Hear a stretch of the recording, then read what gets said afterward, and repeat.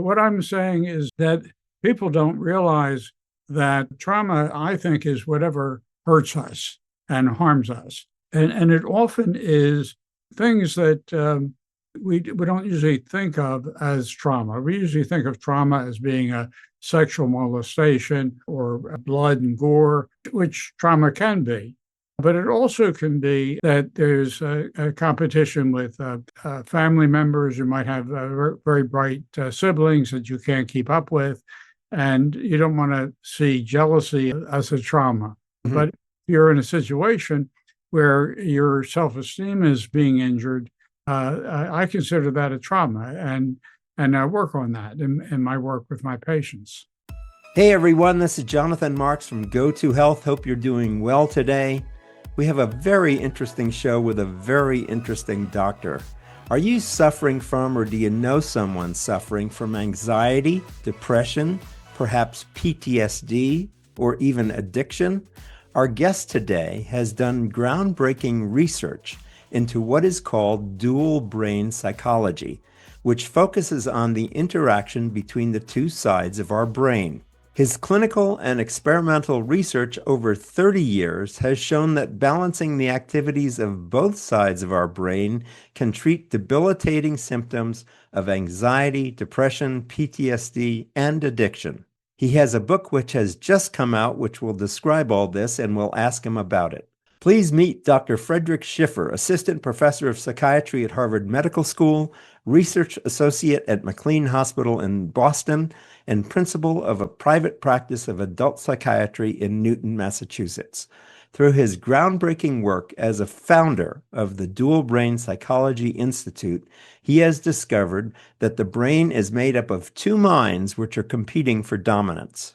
When the immature and troubled half of the brain is treated, dual brain psychology techniques can successfully curb anxiety, depression, PTSD, and addiction, and improve psychological well-being.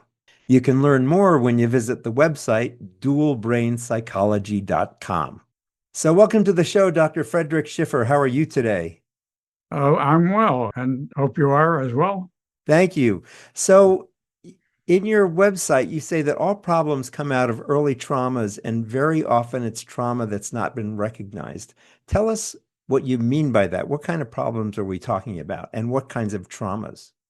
Okay, so what I'm talking about is that when people come to see me, they come, maybe they're having a depression or they're having an alcohol problem or an opioid problem or a marital problem.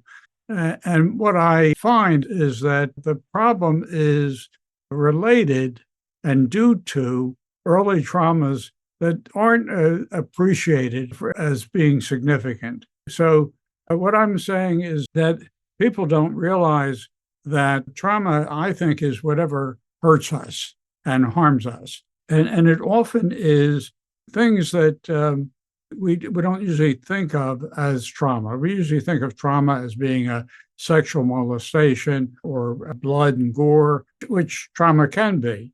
But it also can be that there's a competition with family members. You might have very bright siblings that you can't keep up with, and you don't want to see jealousy as a trauma. Mhm. But if you're in a situation where your self-esteem is being injured, I consider that a trauma, and I work on that in my work with my patients. Got it. So define trauma for us. What does that mean? As I say, I think trauma is whatever injures us. Hmm. And what I'm saying is that it can be someone who picks on us or insults us, and we often don't consider that traumatic. That's Hmm. just the way life is, and we forget those things that happen, and then they set us on a path for more trauma. Got it. So you're really talking a lot about emotional traumas or mental traumas as opposed to physical traumas. You're saying these emotional traumas are equally as important as anything physical that happens. Yeah, but also physical traumas can be significant. In other words, that I have patients who had violent fathers and threw them down the stairs. And so that is traumatic as well. That is usually more recognized. Now, when the patient comes to see me, he often doesn't consider that as a trauma. He's not thinking that. He's just an alcoholic. So physical traumas and physical intimidation are definitely severe traumas. Understood. So I know you've studied cerebral laterality. What is that, and how can that be used to treat symptoms such as depression and anxiety and trauma? What is cerebral laterality? Okay, well, as you know, we have a left brain and a right brain. And that's what the laterality is, left or right. And so the brain is sort of looks like a walnut and has two wrinkly halves and a stem in the middle. And in the 1960s, there was a group at Caltech that won the Nobel Prize for, they're called the split brain studies. And they cut surgically the stem between the two brains in people who were having intractable epilepsy as a possible treatment for the epilepsy. And it did help the epilepsy, but what was the Nobel Prize awarded for was that in these individuals, they clearly had two different minds. And you could communicate by putting an image on one side of the person or the other, and the image would only be seen by the opposite brain. Mm-hmm. And so these split brain studies were very important. In other words, what it really showed was that each brain hemisphere, the left brain or the right brain, can hold an intelligent mind. So what I discovered was that in normal people, I could stimulate one brain hemisphere or the other with this very simple technique. It was just covering one eye and half the other eye. People respond to this very quickly. And so the first time I tried it, a Vietnam vet who had PTSD and he was doing better. And I asked him to look out one of his lateral visual fields. And he actually was looking at his right lateral visual field, which stimulates the left brain. And he said, that plant behind you looks like the jungle. I said, really? But look out the other side. And he smiled. He said, no, that's a nice looking plant. You can try that if you want, and your listeners can try it. And I have sunglasses that we're having made that have an opening here. So I use these in my therapy. And so I can have a person look out one side and talk to the traumatized hemisphere. That the other thing that I discovered is that the trauma seems to get stuck in one brain hemisphere rather than the other. So if somebody's coming to me because they're using opioids, I can have them put these glasses on and their cravings on one side would be 9 out of 10. And on the other side, it might be 2 or none. It's a very quick response. And right now, we're conducting a phase 2 NIH study for the National Institute for Drug Abuse, where we're putting an LED, it's called photobiomodulation, and we put it over the positive hemisphere. So we use this eye test to see which is the positive hemisphere. And right now, we're going to finish the study at the end of November, but we're seeing that about a third of the fentanyl abusers, fentanyl addicts, are actively using, when they come into the study, fentanyl, which is 50 times more powerful than heroin. Yes. And these people are very deep into the addiction. So we think that we're going to have good results. And we have an earlier study also funded by the National Institute for Drug Abuse, where we just studied cravings, but this was heroin addicts. And in that study, there were 40 subjects, and there was a huge difference between the active and the sham groups. It's just putting a light for 4 minutes over the positive hemisphere. And when you say the positive hemisphere, what's the positive hemisphere? Is that the one that's affected where the trauma is? Yeah, it is. It's where the trauma is. And we determine that with this simple visual test. Someone will have their symptoms looking out this side, and they'll feel more anxious, and looking out the other side, it might feel much better. So you have developed this concept called dual brain psychology, which is what you've been describing. And what you've also been mentioning sounds like decades of research, of clinical research that have proven this approach. Yes. Tell me more about this psychological approach and what you do with patients. I call it dual brain psychotherapy. In the therapy session, I'll talk to two different people in one person. And I'll use the sunglasses, or you can just use a letter envelope or your hands. I prefer, and the patients seem to prefer, the sunglasses now.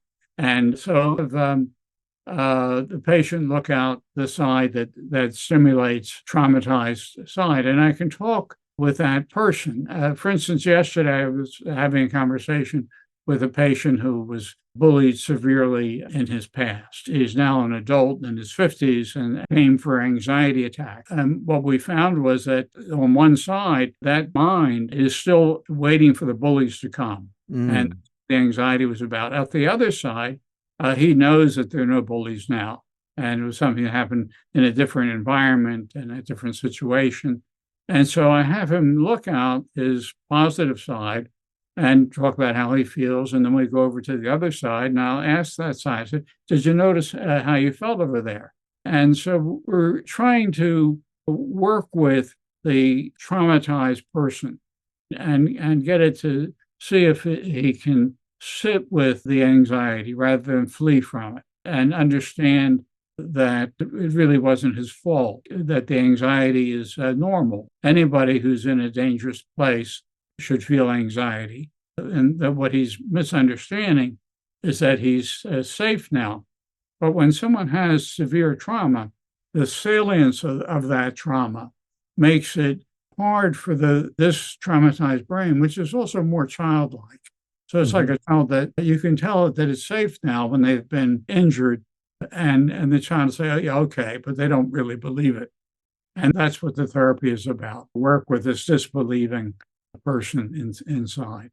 So let me tell you where you can go to learn more, and then we'll ask some more questions. You can go to dualbrainpsychology.com. It's dualbrainpsychology.com. Okay, and people can learn more. You have a book. It's called Goodbye Anxiety, Depression, Addiction, and PTSD, The Life-Changing Science of Dual Brain Psychology. What is covered in your new book? Can people learn more about this if they can't come to see you? Yeah, and it's on Amazon. The book is intended for lay readers. And so it's substantive and very meaningful, but it also is not a heavy read. So it's told more as a story. There are a number of clinical vignettes, examples of my doing dual brain psychology or therapy with patients. Great. Dr. Schiffer, what message would you like to leave people with today before we close? But I think the best thing is to go to my website that you've described, and there's more information there. And if it interests you, then you might get the book, and you can email me if you have questions, and you can email me through the website. I think it's extremely powerful and helpful. And I'm very hopeful about our being able to promote it properly. Got it. And he not only thinks it, he's proven it through clinical trials. Great. Good. So we've been talking, and I'll just name the website again, dualbrainpsychology.com. And we will put a link to that website on our page with the interview with Dr. Schiffer. And I'll also find the place where you can buy the book on Amazon. I'll also put that link on our website as well. But you can find that if you go to dualbrainpsychology.com. Thanks so much for being with us today, Dr. Schiffer. It's been really a pleasure and very interesting to talk with you. My pleasure. Thank you. Good. So we've been talking with Dr. Fredric Schiffer. He's an assistant professor of psychiatry at Harvard Medical School. He's a research associate at McLean Hospital in Boston, and he also maintains a private practice of adult psychiatry in Newton, Massachusetts. This has been Jonathan Marks. Remember, you can watch us on YouTube. You can listen to us on 8 podcast networks. You can subscribe to us at our website at go2healthmedia.com. And as we say at the end of every show, go to health. Take care. We'll see you again next time. Bye. Thank you for tuning in today to Go to Health. You are one of almost 10,000 people per day who enjoy the evidence-based health information offered by our guest health experts. You can watch us on our website and YouTube and listen to us on 8 podcast networks. Be sure to join Jonathan Marks in our upcoming shows each week. If you like our show, Please share this episode with your friends and colleagues.